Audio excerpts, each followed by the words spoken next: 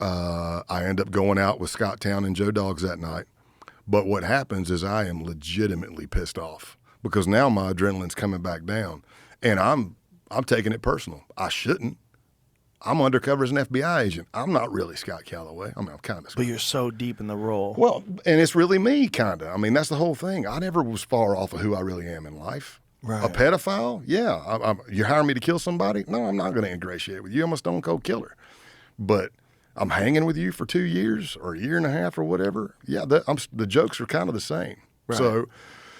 So I'm pissed. And at one point, I'm telling Joe Dogs, I'm like, you know what, man? F all you sons. I said, y'all show up tomorrow? I said, I'm stripping all y'all in the damn parking lot. I was just, and they were nice. They let me vent my stuff.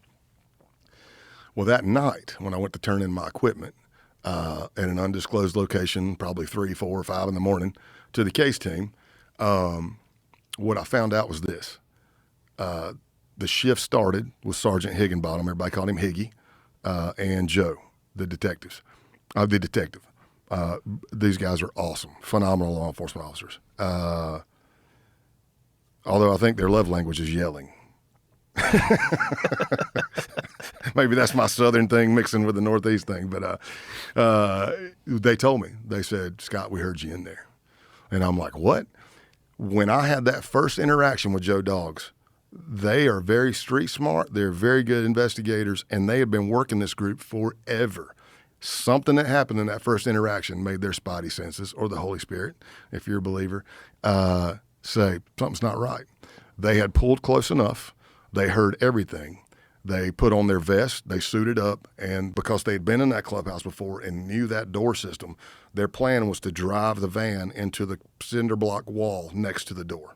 Oh, my God. Just to smash that, Sometimes I'm teaching this. I'll joke about it and say it probably would have killed me because I was in the basement, But reverse, back up. You're so damn heavy. But at that moment, I was scared to death, right? So they tell me what happened was they pulled close enough. They heard everything. They're suiting up. They have radioed now because it's kind of the beginning of the shift. They've radioed now back to Boston. Everybody that's working that night is now blue lights and siren all the way down to hauling ass to Taunton, Massachusetts. So I say this in a jovial way, but the case agent was actually a good friend of mine. We went through the FBI Academy together.